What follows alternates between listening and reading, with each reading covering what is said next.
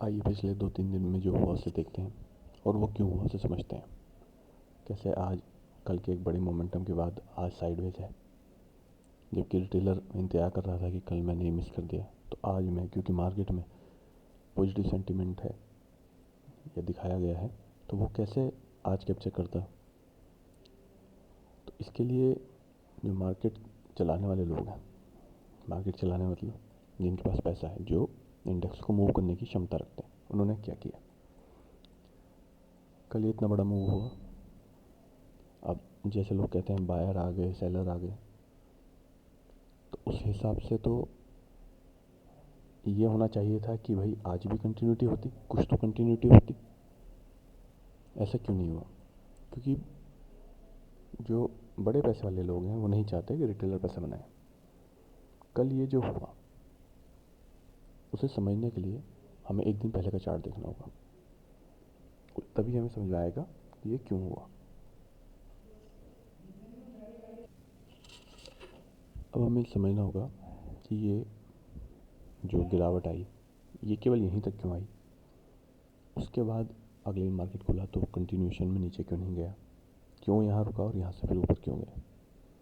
एक दिन पहले का अगर हम चार्ट देखेंगे, बल्कि 9 तारीख से 11 तारीख तक, इस चार्ट के बाद आपको समझ में आएगा कि ये ऐसा जो हुआ है वो क्यों हुआ है। यहाँ हम फिबोनाची टूल का यूज करेंगे। मार्केट फिबोनाची टूल के हिसाब से नहीं चलता। इसमें मेरा कहना यह है कि वो ज़रूरी नहीं कि फिबोनाची टूल के हिसाब से चले, लेकिन जो बड़े प्लेयर हैं उन्हें पता है कि हमारी साइकोलॉजी किस तरीके से बदलती है।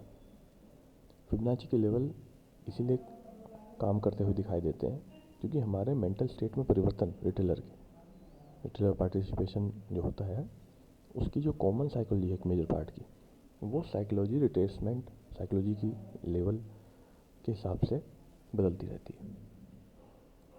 उसे नहीं पता कि वो लेवल कहाँ है कहाँ नहीं, लेकिन मार्केट का जो स्ट्रक्चर बनता है उसमें हम जो ट्रेड लेते हैं उसकी स्थिति बड़े प्लेयर को चाहिए था, करना था एक क्विक मूवमेंट। ये डिसाइडेड था क्योंकि आपने देखा होगा कल ऐसी कोई न्यूज़ नहीं थी, और कितनी बार हमने देखा न्यूज़ होती है तब भी मार्केट का मूवमेंट उस तरीके से नहीं होता। तो हम देखेंगे पिछले 9 तारीख से और 11 तारीख तक का चार्ट। इसमें फिबोनाची टूल का यूज करेंगे और ये हम देखेंगे कि ये जो रिट्रेसमेंट है ये 0.618 के लेवल तक है। अब आप सोचेंगे मैंने ये बॉटम से क्यों नहीं लगाया, बल्कि अभी भी इसे थोड़ा एडजस्ट करना होगा, क्योंकि अगर हम 1 मिनट के कैंडल पे देखेंगे तो इस कैंडल ने जो रिट्रेसमेंट किया है फर्स्ट कैंडल के नेक्स्ट, ये 0.618 हो चुका, और इस कैंडल का भी ये क्लोजिंग है, तो ये जो रिट्रेसमेंट नीचे आया ये 0.618 हो चुका, इसलिए हमें इसे भी एडजस्ट करना होगा। अब ये सही जगह है। अब हम क्या पाते हैं कि 9, 10, 11, 9, 10, 11 इसमें मिला के जो रिट्रेसमेंट हुआ वो 0.618 हुआ। 0.618 का रिट्रेसमेंट ये शो करता है या ये माना जाता है कि इस बाइंग को देखकर जो भी प्लेयर कहीं भी रिटेलर बैठा होगा जो मार्केट को नहीं चला सकता, वो 0.618 के रिट्रेसमेंट होने के बाद मार्केट में नहीं रुक पाता, क्योंकि प्रीमियम हमारे बाइंग प्राइस से नीचे चले जाते हैं। मार्केट नहीं गया, लेकिन प्रीमियम 0.618 के रिट्रेसमेंट होने पर 2-3 दिन के अंदर में हमारे बाइंग प्राइस से नीचे चले जाते हैं। तो इसका मतलब हुआ यहाँ तक हमारे retail buyer, call buyer market से जा चुके हैं। अब खेल शुरू होता है 12 तारीख का कि कैसे हम यहाँ ज़्यादा से ज़्यादा पुट बायर को बिठाएं। इसके लिए ये रिट्रेसमेंट हुआ, ये कंटिन्यू हो सकता था, 0.618 से नीचे भी जा सकता था अगर बड़े प्लेयर इसको नीचे ले आना चाहते, तो उसमें कुछ और स्ट्रक्चर बनता। अब इन्होंने क्या किया, गैप अप ओपनिंग की। उसके बाद आप पाएंगे पूरे दिन में अगर किसी ने भी पैसा बनाया है, आप ध्यान से सुनिए, किसी ने भी पैसा बनाया है तो वो पुट बायर है, जो भी थोड़ा बहुत है क्योंकि बड़े मूवमेंट नहीं है, वो पुट बायर है। 9:15 में मार्केट खुला और 1:56 तक आप देखेंगे जितनी भी बड़ी मूवमेंट है, खासकर ये 11:15 की मूवमेंट के बाद, उसमें पुट बायर ही पैसा बना पा रहा है। एक साइकोलॉजिकल ये 3 कैंडल बनाएगी जिससे इंसान को ये दिखेगा, रिटेल बायर को, कि मार्केट ने यहाँ पे लो ब्रेक किया है कल का क्लोजिंग, तो ये अब नीचे आ सकता है। तो जितनी बार भी तो छोटा छोटा पैसा लगाया उसने पैसा बनाया, क्योंकि ये मूवमेंट होते हैं तो 5% 10% में बनाता है। पूरे दिन में अगर उसने कहीं भी कॉल खरीदी होगी, अब इस सेलिंग को देख के यहाँ तो कोई कॉल नहीं खरीदेगा, जाहिर सी बात है, खरीदेगा तो यहाँ पहुँचने पर खरीदेगा और उसका वो ख़त्म कर देगा। उसके अलावा क्योंकि अगर ये सेलिंग छोटी होती और ये बड़ा होता, इतना ही साइज होता, लेकिन ये सेलिंग केवल इतनी सी होती, तो कॉल बायर पैसा बनाता, क्योंकि वो कहीं ना कहीं लगाता, यहाँ पैसा लगाता। लेकिन इतनी बड़ी सेलिंग के बाद वो पुट बाई करने की कोशिश करता है, तो हम नहीं कह सकते कि यहाँ कॉल बाई में पैसा बना। अब जब आप खुद सोचिए, अगर पूरे दिन आपने कॉल कहीं खरीदी, उसमें लॉस हुआ, पुट जहाँ भी आपने खरीदी उसमें या तो आप कॉस्ट टू कॉस्ट निकले या आपको थोड़ा बहुत प्रॉफिट हुआ या प्रॉफिट दिखाई दिया, कॉल में तो प्रॉफिट दिखाई भी नहीं दिया होगा।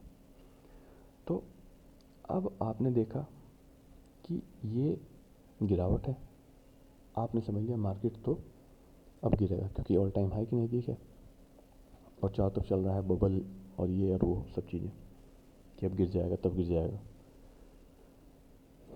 गिर सकता है कभी भी, लेकिन हमारे आपके चाहने सोचने से नहीं, केवल बड़े प्लेयर के पैसा मार्केट में निकालने और डालने से। अब उसने पूरे दिन में पुट बायर का सेंटीमेंट एक बना दिया। पुट बायर बैठे रहे फंसते रहे।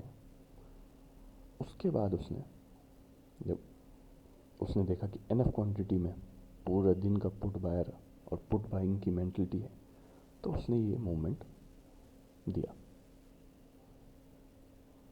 अब मूवमेंट उसने अब देखेंगे, ये जो दिन का लो है ये भी बड़ा इंपॉर्टेंट है कि ये यहाँ से क्यों है। यहाँ से आप फिबोनाची लगाएंगे और यहाँ तक देखेंगे तो ये 0.786 का लेवल है। 0.786 का लेवल अगर एक बार होल्ड होता है और उसके बाद टाइम स्पेंड करता है, उसके बाद आप पुराने चार्ट उठा के देखिए, उनमें लगा के देखिए, उसके बाद वो अपसाइड का मूवमेंट देता है, लेकिन वो क्विक मूवमेंट नहीं देता। यहाँ से यहाँ नहीं जाएगा, वो टाइम बिताएगा, क्योंकि वो बहुत नीचे आ चुका है। तो वो फिर अगर होल्ड करता है, होल्ड नहीं करता तो कोई बात नहीं, अगर वो होल्ड करता है तो वो टाइम स्पेंड करेगा और अप साइड का मूवमेंट देगा। अब आप कहेंगे कि मैंने यहाँ से क्यों लगाया, जब 0.6 मिनट का रिट्रेसमेंट हो चुका तो यहाँ से क्यों नहीं लगाया। इसमें समझने वाली बात यह है कि यहाँ हम केवल 0.786 के रिट्रेसमेंट को देखने की कोशिश कर रहे हैं। आप पाएंगे कि ये रिट्रेसमेंट 0.786 नहीं है। तो अगर हम चाहें तो जो मैं अक्सर करता हूँ कि जो लेवल निकल चुका उसे हटा देता हूँ, तो 0.5, 0.55 और 0.6 मिनट को हटा देते हैं, तो ये हमारा ये लेवल इंटैक्ट है। अब हम पाते हैं कि ये 0.786 के लेवल तक आया, टाइम स्पेंड किया और अपसाइड मूवमेंट दिया। अपसाइड मूवमेंट आप देखिए। अब आप बताइए, आपने दिन भर पुट में पैसा बनाया है, कॉल में गवाया है, आपने बड़ी कैंडल देखी, आप यहाँ ये हाई को देखते रहेंगे और पुट बाई करते रहेंगे, क्योंकि आपको लगेगा ये ऊपर जा रहा है, ये हाई है, इससे नीचे तो मैं पुट बाई करूँगा। ठीक है, आपने ये लेवल मार्क कर रखे हैं 2-3 कि यहाँ से लहरा जाएगा, यहाँ सेलर आ जाएगा और उसे सेलिंग कर देगा। उसी चीज़ का फ़ायदा उठा के उसे पता है कि पुट खरीदेंगे कहीं भी, उन्होंने मूवमेंट दी, ठीक है। अब जब हो गया लेवल पार और ये 5 मिनट की कैंडल और 15 मिनट की कैंडल देखने वाले तो एक एक कैंडल की खेल है, उसमें तो मिलेगा ही नहीं उन्हें, वो तो इतने कंफर्मेशन का वेट करेंगे, ये मूवमेंट निकल चुकी होगी। अब आती है बात कि आज क्या हुआ और क्यों हुआ। यहाँ समय मिला रिटेलर को सोचने का कि अब मार्केट नहीं गिरेगा क्योंकि बहुत बढ़ चुका है, अब मैं कॉल खरीदूँगा। उसने कॉल ली और जो भी उसने कल पैसा बनाया, अगर उसने यहाँ सही समय बुक कर लिया तो ठीक, जिन्होंने बुक कर लिया वो अपना प्रॉफिट बुक कर लिया। अब होता क्या है आज का, यहाँ से हम ये लेवल मार्क करते हैं, मार्केट खुलता है और देखिए कहाँ आता है 0.786। अब आप ये एक चीज़ आप नोटिस कीजिएगा, कभी भी अपसाइड या डाउन साइड अगर बड़ा मूवमेंट हुआ है पहले दिन बाद में, तो अगले दिन ये 0.786 का खेल चलता है, क्योंकि रिटेलर को लगेगा यार कल मिस कर दिया था और मार्केट भाग रहा है, यानी इसमें बहुत पैसा लगा रहे हैं लोग, अब ये ऊपर जाएगा, तो वो क्या करता है कि बाइंग करने की कोशिश करता है। या कुछ लोग सोचेंगे कि यार ये अब इतना बढ़ चुका, तो जहाँ भी अपॉर्चुनिटी मिलेगी तो मैं इसको सेल करूँगा, पुट बाई करूँगा मतलब। लेकिन ये क्या करता है, क्योंकि बड़े पैसे वाले ने यहाँ बहुत पैसा बना लिया। अब वो पैसा कैसे बनाता है, वो पैसा बनाता है उसने यहाँ से यहाँ तक इंडेक्स के अंदर जो स्टॉक उसे चाहिए थे वो उसने बड़ी मात्रा में खरीदे। अब ऐसा तो नहीं है कि अगर उससे मार्केट आज सीधे गिराना है और पैसा कमाना है तो उसे वो बेचने पड़ेंगे, लेकिन इस वो चाहता ही नहीं कि बड़ा मूवमेंट हो, क्योंकि बड़े मूवमेंट के इंतज़ार में, या वो करना ही नहीं चाहता, क्योंकि बड़े मूवमेंट के इंतज़ार में बैठे हैं सब लोग। रिटेल बायर जो पुट बायर है, कॉल बायर है, वो बैठा है इंतज़ार में। अब वो क्या करता है, दिन भर झिलाने के लिए दोनों साइड 0.786 के लेवल में घुमाता रहेगा और हमें दिखेगा दिन भर कि मूवमेंट हो रही है, लेकिन मूवमेंट उसे करानी ही नहीं, उसे केवल सेलिंग करके पैसा कमाना है। वो बैठा रहेगा, मार्केट कहीं नहीं जाएगा। रिटेल बायर वो कभी कॉल बाई करेगा, कभी पुट बाई करेगा, और जो सेलर हैं जो है हेज बना के बैठे वो पैसा कमाते रहेंगे। तो कैसी लगी आज की वीडियो? कोई सवाल हो तो आप पूछ सकते हैं, आगे भी मार्केट ऑब्जर्वेशन में शेयर करता रहूँगा।